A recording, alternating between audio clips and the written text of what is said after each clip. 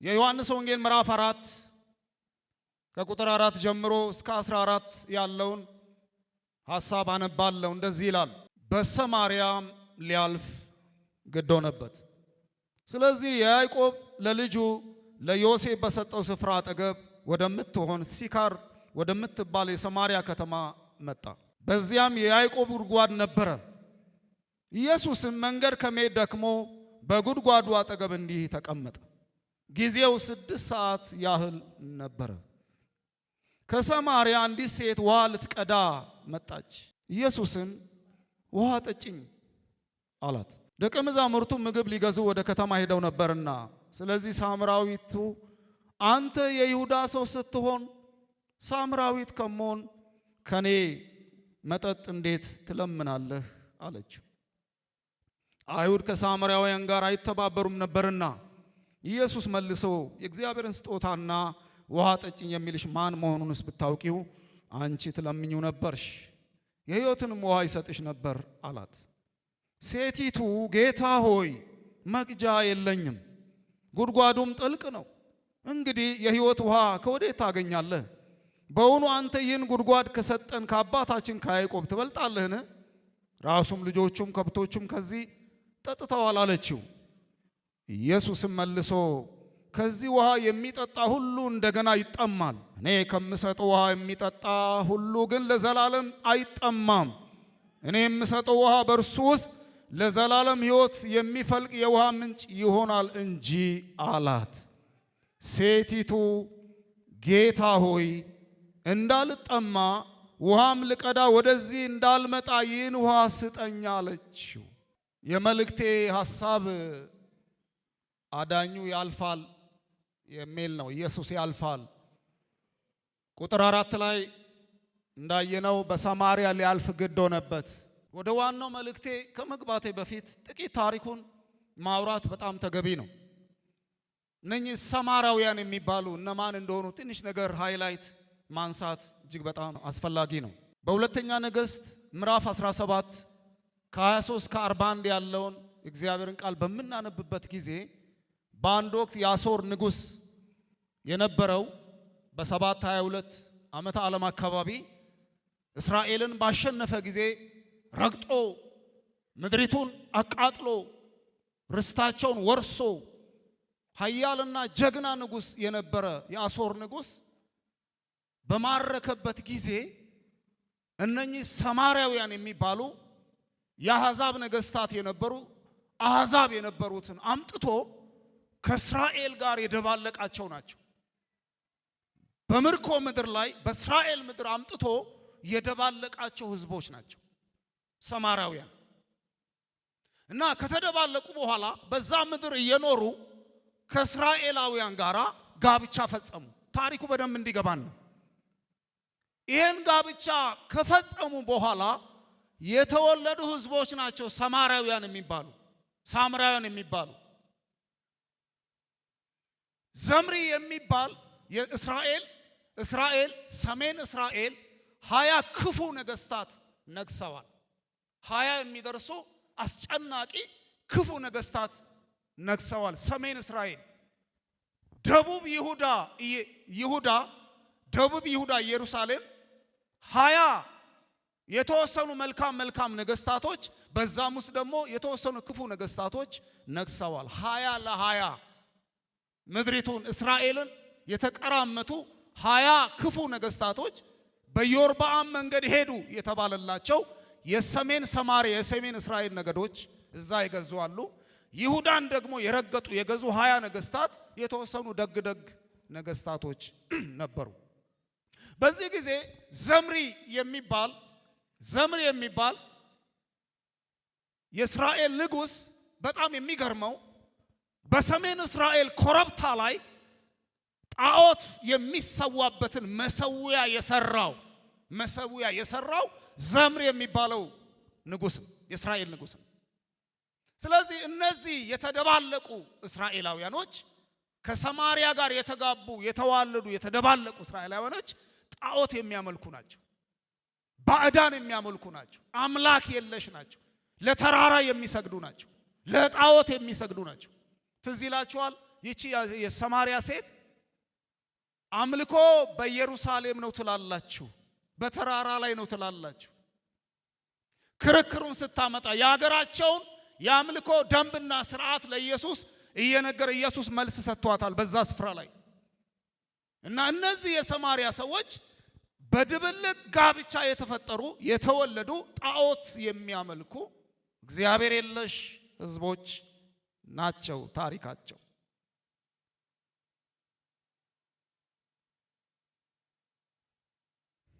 ኢየሱስ ክርስቶስ ወደ ሰማርያ ሊያልፍ ግድ ሆነበት። ለምንድን ነው ኢየሱስ ወደዛ ምድር መሄድ የፈለገው? አይሁዶችና የሰማርያ ሰዎች አይተባበሩም፣ አይዋደዱም፣ አይነጋገሩም። በደንብ ተከታተሉኝ። አይዋደዱም፣ አይነጋገሩም። ምክንያቱም እንደምናውቀው በሮብዓም ዘመን ሰሜን እስራኤል ለሁለት እንደተከፈለች እናውቃለን። እስራኤል ለሁለት ተከፍሏል። 10 ነገድ ሰሜን እስራኤል ላይኛውን እስራኤል የሚገዛ ሲሆን ሁለት ነገዶች እንደምናውቀው ይሁዳና ቢንያም ታቹን ይሁዳን የሚገዙ ሆነው እስራኤል ለሁለት ተከፋፍላለች። እነዚህ የኢየሩሳሌም ቤተ መቅደስ ያለባቸው ይሁዳ የሰሜን እስራኤል ድብልቅ ስለሆኑ በጋብቻ ምክንያት ከተወለዱት ከተደባለቁት ጋራ ህብረት አልነበራቸው። አይዋደዱም፣ አይተያዩም፣ አይሰለማመቱም። ለዚህ ነው ይቺ የሰማርያ ሴት አንተ የይሁዳ ሰው ስትሆን የሰማርያ ሴት ከመሆን ከኔ ውሃ እንዴት ትለምናለህ ያለችው። ለዛ ነው ታሪኩ በደንብ እንዲገባን ነው ሐሳቡን ለመናገር። እንዲህ አይነት የተደባለቀ በአንድ ምድር ላይ በአንድ አገር ላይ ሁለት ዜጋ የሚኖርበት እግዚአብሔር እንደሚወደው የሚያስብና እግዚአብሔር እንደማይወደው የሚያስብ ትውልድ የሚኖርበት ዓለም ላይ ጌታችን ኢየሱስ ክርስቶስ ወደ ሰማርያ ሊያልፍ ግድ ሆነበት። ኢየሱስ ክርስቶስ ወደ ሰማርያ መሄድ የፈለገበት ምክንያት ምንድን ነው? ይሄን ነው ዋናው ማሳየት የምፈልገው። ለምንድን ነው ጌታ ኢየሱስ ክርስቶስ በሰማርያ ሊያልፍ ግድ የሆነበት? 3 በጣም ትልልቅ መጽሐፍ ቅዱሳዊ ማስረጃዎችን እሰጣችኋለሁ። አንደኛ እግዚአብሔር ለአብርሃም የገባውን ተስፋ ለመፈጸም ነው።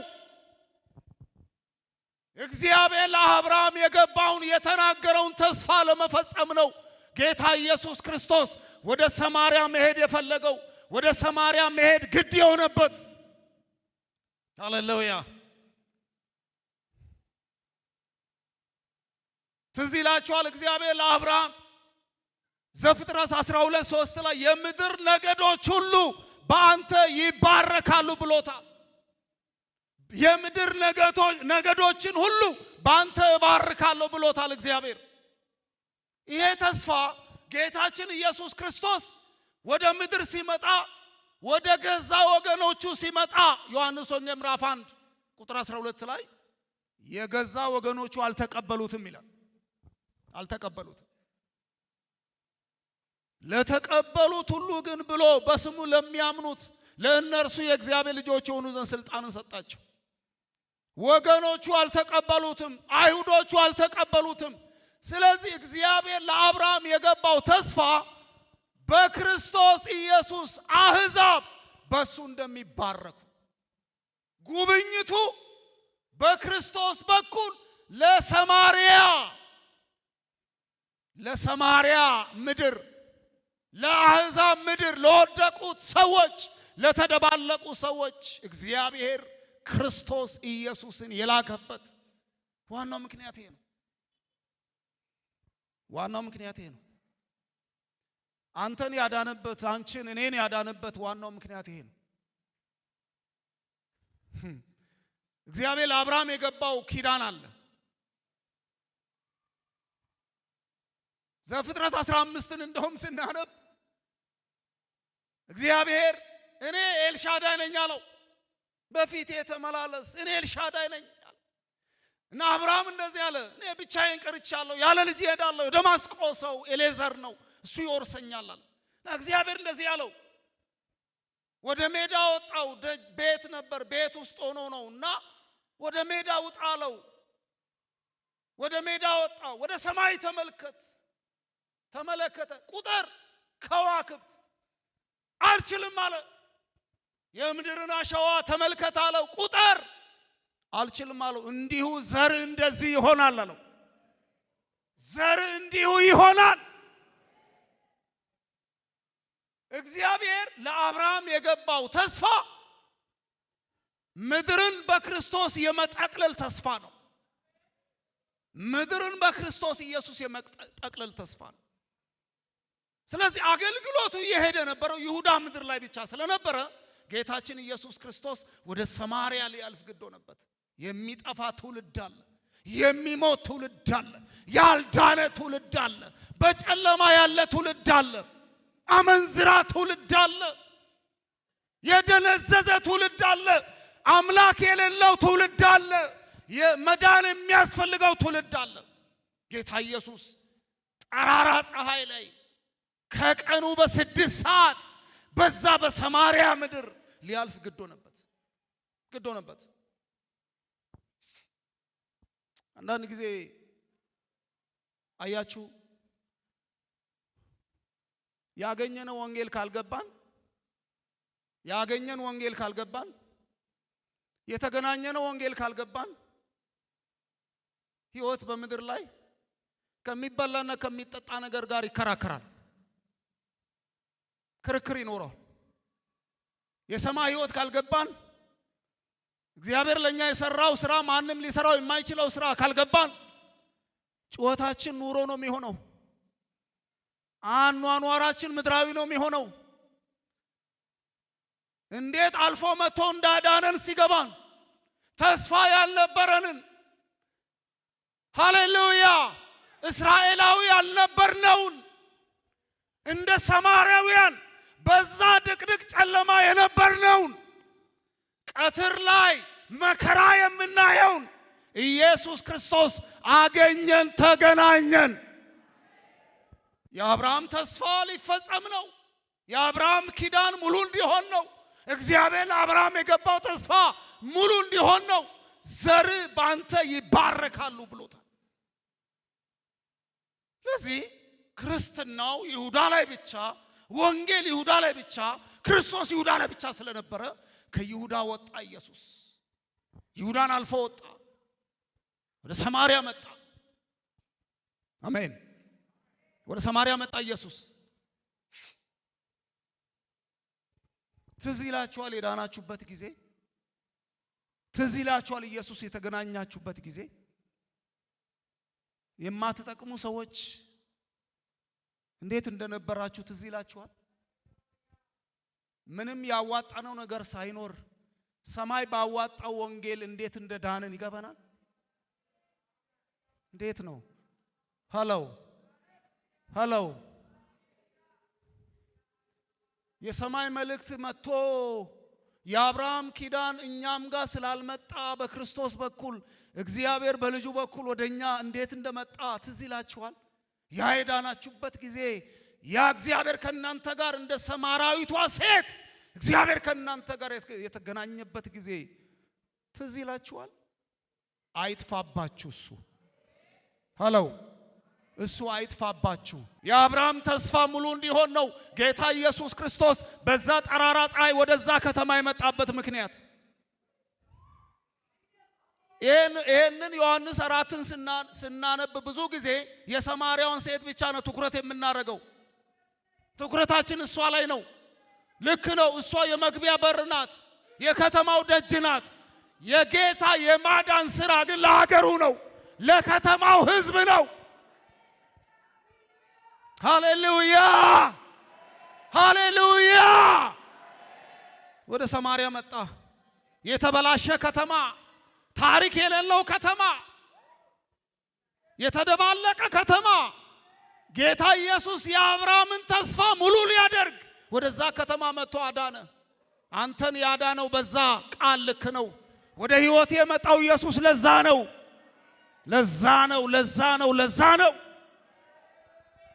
አሜን። ሮሜ ምዕራፍ 4 ቁጥር 18 ላይ የብዙ አሕዛብ አባት እንዲሆን አብርሃም ተስፋ ይዞ አመነ።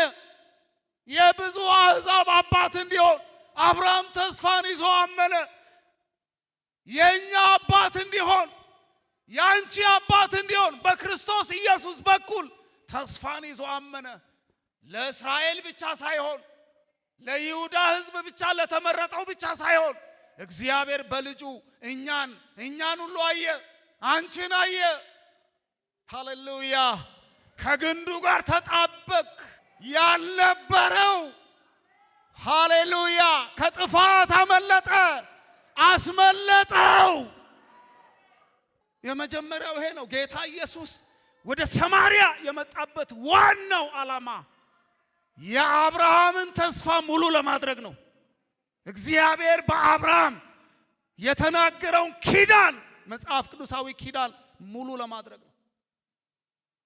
ሽርሽር አይደለም የሄደው፣ ሽርሽር አይደለም። ወይንም ደግሞ እንደምናስቡ ያችን አንድ ሴት አግኝቶ የመምጣት ፕሮግራምም አይደለም። ኖ እሷ የከተማው የመግቢያ በር ናት። የከተማው ዋና ጌት እሷ ነች። እሷን ሲያገኛት ነው ከተማ ውስጥ የገባው። እሷ የመጀመሪያው የከተማ መግቢያ ናት። ስሙኝ ባካችሁ፣ እዚህ ያላችሁ የእግዚአብሔር ቤተሰቦች የሰፈራችሁ ዋና መግቢያ እናንተ ናችሁ። ይግባ ወንጌል ሰፈር ይግባ። የእግዚአብሔር ምሕረት እናንተ ቤት ይግባ፣ ሰፈር ይግባ።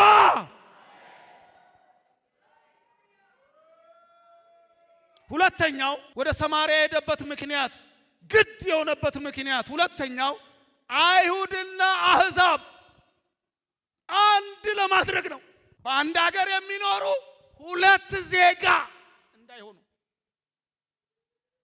አንዱ የተወደደ አንዱ የተጠላ፣ አንዱ የተመረጠ አንዱ ያልተመረጠ እንዳይሆን አሕዛብን ከአይሁድ ጋር ለመደባለቅ አንድ ለማድረግ ነው።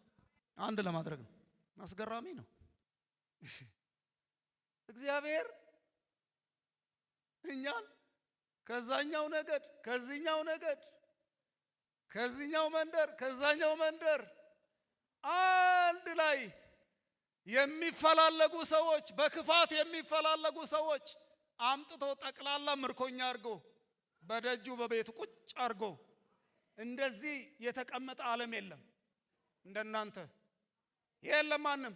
ኢየሱስ ወደ ሰማርያ ለመሄድ የተነሳበት ሁለተኛው ምክንያት አይሁዶችን ከአሕዛብ ጋር ለመደባለቅ አንድ ለማድረግ ነው። አንድ ለማድረግ ነው።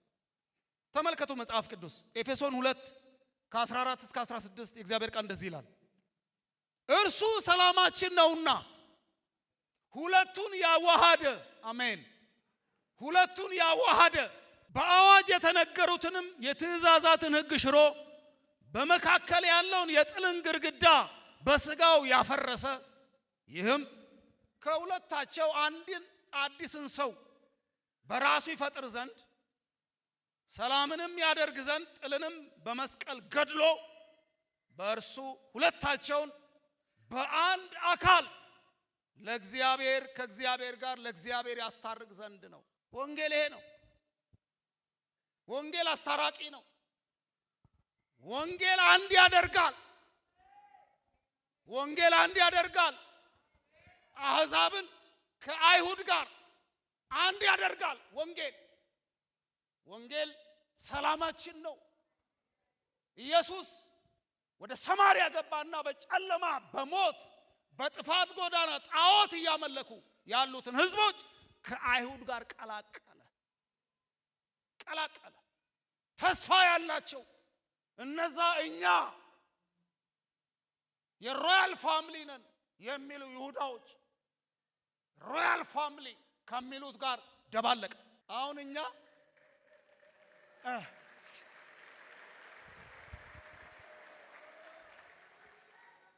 ምንም አይመስለንም። በዚህ ዘመን በዚህ ሴንቸሪ ሰው ጥቁር ከነጭ ጋር አብሮ ማይቀመጥበት ዘመን፣ ሰው ብሔርና ዘር ቆጠራ በገባበት ዘመን፣ ሰው አጥንት በሚቆጥርበት ዘመን ወንጌል ነው አንድ ያደረገን። ወንጌል ሃሌሉያ! እስኪ ጩና ኢየሱስ በልባክ እሱ ነው አንድ ያደረገን።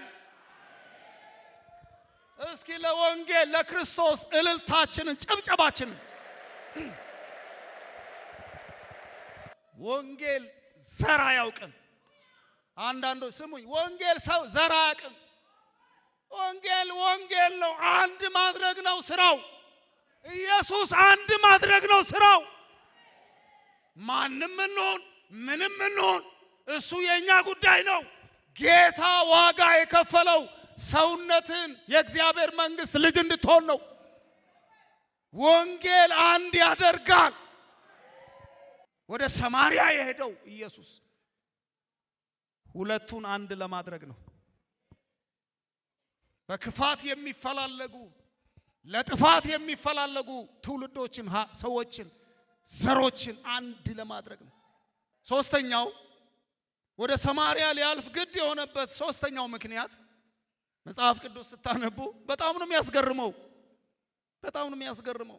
ሶስተኛው ምክንያት ስግደትና አምልኮ በእውነትና በመንፈስ ለእግዚአብሔር ብቻ እንደሆነ ለማሳየት ነው ኢየሱስ ክርስቶስ ወደ ሰማርያ መሄድ የፈለገው።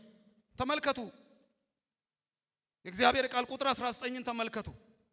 እንደዚህ ይላል፣ ጌታ ሆይ አንተ ነቢይ እንደሆንክ አያለሁ። አባቶቻችን በዚህ ተራራ ሰገዱ፣ እናንተም ሰው ሊሰግድበት የሚገባው ስፍራ በኢየሩሳሌም ነው ትላላችሁ አለችው። ኢየሱስም እንዲህ አላት፣ አንቺ ሴት እመኝኝ፣ በዚህ ተራራ ወይም በኢየሩሳሌም ለአብ የማትሰግዱበት ጊዜ ይመጣል፣ እናንተም ለማታውቁት ትሰግዳላችሁ። እኛም መዳን ከአይሁድ ነውና ለምናውቀው እንሰግዳለን ይልና፣ ነገር ግን በእውነት የሚሰግዱ ለአብ በመንፈስና በእውነት የሚሰግዱበት ጊዜ ይመጣል፣ አሁንም ሆኗል።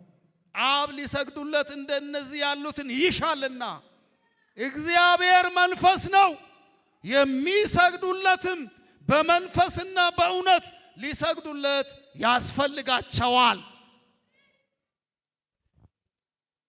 የዮሐንስ ወንጌል ምዕራፍ 4ን ታሪክ በደንብ እንዲገባን ነው እግዚአብሔር ያስተማረኝ። ወደ ሰማርያ የሄደበት ምክንያት የተዛባ አምልኮ አለ። በነገስታቱ ዘመን በይሁዳ ለእግዚአብሔር ይሰጥ የነበረው መስዋዕት ቀረ። በሰሜን ተራሮች ጣዖታት ይመለካሉ፣ ለጣዖት ይሰግዳሉ። የጌታ ዋናው መምጫ ይሄ ክብር የሚገባው ለሰማይ አምላክ እንጂ ለጣዖትና ለተራራ እንዳልሆነ አስረግጦ ለማስተማርና ለማሳየት አስረግጦ። ስግደት የሚገባው ለአንዱ ብቻ ነው። መጽሐፍ ቅዱስም ዘጸአት ምዕራፍ 20 ስታነቡ ከተነገሩ 10ቱ ትእዛዛት መካከል አንዱ ሌሎች አማልክት አይሁኑልህ ከኔ በቀር። አሜን። ከኔ በቀር ሌሎች አማልክት አይሁኑልህ። ይሄንን ለማወጅ ነው። ይሄን ለማሳየት ነው። ይሄን ለማስተማር ነው።